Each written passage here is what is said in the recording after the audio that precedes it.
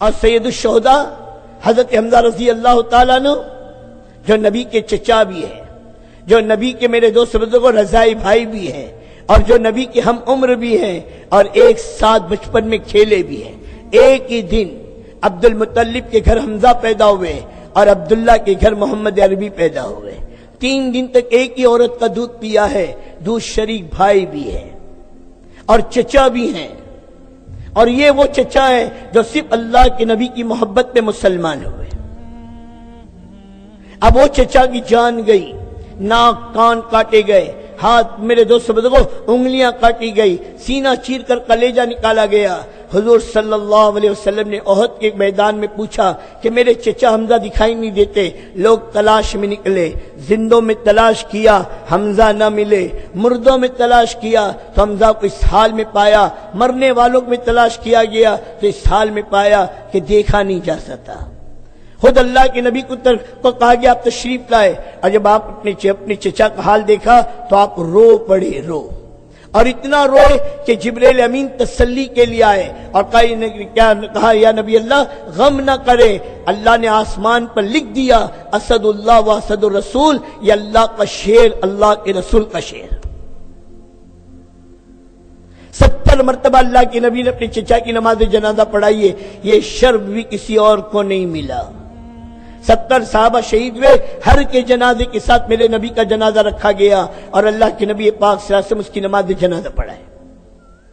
70 اور 7 سال کے بعد جب میرے دوستوں وحشی آیا ہے اور حضور صلی اللہ علیہ وسلم سامنے کھڑا ہو کر کہا کہ میں وحشی ہوں، اللہ کے نبی نے کہا انتا وحشی، تو وحشی ہے؟ کہا ہاں میں وحشی ہوں۔ تو حضور نے اسے بٹھایا اور کہا بتا تو نے میرے چچا کو کیسے قتل کیا؟ پھر جب اس نے قتل کا منظر چھیڑا پھر میرے نبی روئے، پھر میرے نبی روئے۔ یہ ساری قربانیاں اپنے لگے، اپنے زید ابن حارثہ کی تشکیل ہوئی ہے، کتنے دن کی؟ چلے 4 مہینے کی نہیں، جان دینے کی۔ کون ہے زید ابن حارثہ؟ جس نے 7 سال کی عمر میں اپنے باپ اور چچا کے مقابلے میں نبی کا غلام بن کر رہنا پسند کیا، جس کو اللہ کے نبی نے اپنا بیٹا بنایا تھا۔ زید ابن محمد کہا جاتا تھا۔ جعفر ابن ابی طالب حضور صلی اللہ علیہ وسلم کے چچا زاد بھائی ہیں، حضرت علی کے سگے بھائی ہیں، ابو طالب کا بیٹا ہے، 33 سال کا جوان ہے، 3 چھوٹے چھوٹے بچے، اون عبداللہ محمد کا باپ ہے۔ اور آج میرے دوستوں بزرگوں اردن میرے دوستوں موتا کے دامن میں دفن ہے۔ عبداللہ ابن رواحہ 4 بیویوں کا شوہر آج دفن ہے۔ ساری دنیا کی قربانیاں، اب یہ ساری قربانی میرے نبی نے دین کے لیے دلوائے، نہ خود چین سے بیٹھا، نہ بیٹھنے دیے، ایک ایک مسلمان کو دنیا میں بھیجا، جاؤ میرے کلمے کو لے کر، جاؤ اس مبارک دین کو لے کر دنیا میں پھرو۔ سب کا ایک ہی کام بتایا، سب کا ایک ہی غم بتایا، سب کی ایک ہی فکر بتایا کہ جو میرے دین کو لے کر دنیا میں پھرے گا، جو اللہ کے دین کی سرسبزی اور شادابی کی محنت کرے گا، جو میری بات دوسروں تک کے پہنچائے گا، اللہ اسے سرسبز اور شاداب رکھے، خوش و خرم رکھے۔ اللہ کے نبی نے فضائل سنائے، شب قدر کسی کو مل جائے 1000 مہینوں سے افضل، بیت اللہ کا مقام کسی کو مل جائے 1 عمل 1 لاکھ کے برابر، رمضان کا مہینہ نفل فرض کے برابر، 3 بڑے بڑے فضائل ایک ہی جگہ ملے، ایک ہی جگہ کہ مقام بیت اللہ کا، رات شب قدر کی، اور میرے دوستوں مہینہ رمضان المبارک کا۔ اس رات میں، اس مقام پر، اس مہینے میں کوئی پوری رات عبادت کرے، آقا فرما رہے ہیں اس سے افضل اللہ کی راہ میں تھوڑی دیر کا نکل جانا۔ اس راستے کا تھوڑا بھی بہت ہے اور اس راستے کا بہت بھی تھوڑا ہے، اس کے فضائل کو کوئی بیان کر نہیں سکتا۔ اللہ کیا دے گا؟ دین کی سربلندی کے لیے کوشش کرنا، دین کی سربلندی کے لیے تھکنا، دین کی سربلندی کے لیے اپنے کو کھپانا، یہ بہت بڑی دولت ہے۔ اب 10 سال حضور صلی اللہ علیہ وسلم نے محنت، اور جب الیوم اکملت لکم دینکم کی آیت اتری کہ میں نے دین تم تک پہنچا دیا، میں نے دین تم تک پہنچا دیا، میں نے اس امانت کو تم تک پہنچا دیا۔ تمام صحابہ نے ایک زبان ہو کر کہا یا نبی اللہ آپ نے امانت پہنچائی نہیں، آپ نے اس امانت کا حق ادا کر دیا۔ اللہ کے نبی نے آسمان کی انگلی اٹھائی، اللہم اشہد، اللہم اشہد، اللہم اشہد، کہ اللہ تو گواہ رہنا، اللہ تو گواہ رہنا، اللہ تو گواہ رہنا، جو ذمہ داری تو نے مجھے دے کر بھیجی وہ ذمہ داری میں ان تک پہنچا چکا۔ پھر اس کے بعد میرے نبی نے کیا کہا؟ اب تمہاری ذمہ داری ہے، یہ تمہارے پاس امانت ہے، دین امانت ہے، اور اس امانت کو غائبین تک کے پہنچانا ہر فرد امت کی ذمہ داری ہے۔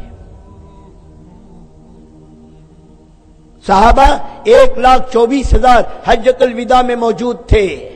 آج مکہ اور مدینہ اور جنت البقیع اور جنت المالا اور اس کے قرب جوار میں تقریباً 12,500 سے لے کر 14,000 صحابہ کی قبریں ہیں۔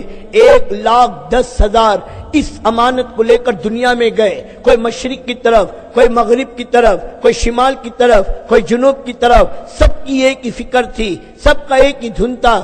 چلے کا مسئلہ نہیں تھا، 4 مہینے کا مسئلہ نہیں تھا، سال کے لگانے کا مسئلہ نہیں تھا، ریٹرن ٹکٹ نہیں تھی۔ جو جہاں گیا وہاں کے خاک کا پیون بنا، ایک ایک ایمان والا، ایک ایک صحابہ ہدایت کا بیج تھا، جہاں گیا وہاں جا کر دفن ہوئے اور لاکھوں کروڑوں انسانوں کی ہدایت کا ذریعہ بنے۔ ملکوں کی زبانیں بدلی، ان کی تہذیب بدلی، ان کا کلچر بدلا، ان کی تو میرے دوست بزرگوں ان کی زندگی کا رخ بدلا۔ آج بہت سے افریقہ کے ملک جو عربی ملک نہیں تھے آج عربی ملک سے جانے جاتے ہیں، یہ صحابہ کے قدموں کی برکت ہے۔ ساری دنیا میں گئے، ہندوستان کے ساحل تک اسلام کا آنا ملتا ہے۔ ہندوستان اسلام کے سائے میں اور میرے دوستوں برصغیر میں اسلام کی آمد، یہ 2 کتابیں ہیں، ان کو اٹھا کر دیکھو، صحابہ کے نام تک موجود ہے جو ہندوستان میں آئے ہیں۔ ساری دنیا میں یہ کلمہ ایسے ہی نہیں پہنچا، انٹرنیٹ کے ذریعے سے، ڈش اینٹینا کے ذریعے سے، اسلامی ویب سائٹ کے ذریعے سے، بلکہ اسلام صحابہ کی قربانیوں پہ، تابعین کی قربانی، تبع تابعین کی قربانی، تمام اولیاء اللہ کی قربانی کے نتیجے میں پہنچا ہے۔ خواجہ اجمیری رحمت اللہ علیہ سے پوچھو آپ ہندوستان کیوں آئے؟ مال کے لیے، کارخانوں کے لیے، فیکٹری کے لیے، دنیا کمانے کے لیے؟ خواجہ رحمت اللہ علیہ ہندوستان آئے ہیں نبی کے غم کو لے کر، نبی کے کام کو لے کر، نبی کے پیغام کو لے کر، نبی کی مبارک دین کو لے کر کہ دین دنیا میں زندہ ہو۔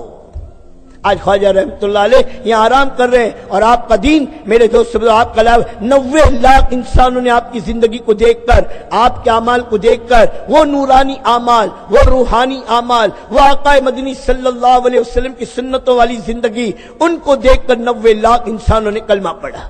اور آج جب محنت چھوٹ گئی، محنت کا رخ چھوٹ گیا، ہماری زندگی کو دیکھ کر میری اولاد دین پر آنے کو تیار